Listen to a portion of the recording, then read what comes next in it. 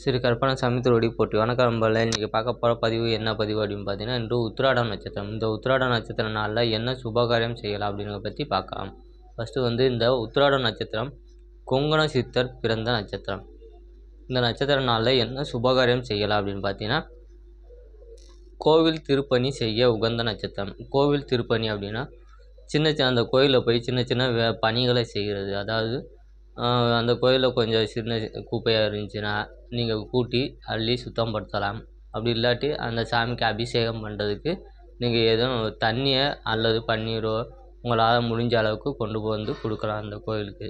இந்த மாதிரி சின்ன சின்ன பணிகளை செய்யலாம் இந்த நட்சத்திர நாளில்.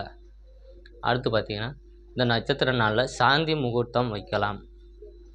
அடுத்து இந்த நட்சத்திர நாளில் பேச்சு போட்டியில் கலந்துக்கலாம். ஸ்கூலில் பேச்சு போட்டி வந்துச்சா இந்த நட்சத்திர நாளில் நீங்கள் கலந்துக்கலாம். மீண்டும் அடுத்த பதிவில் சந்திப்போம். நன்றி, வணக்கம்.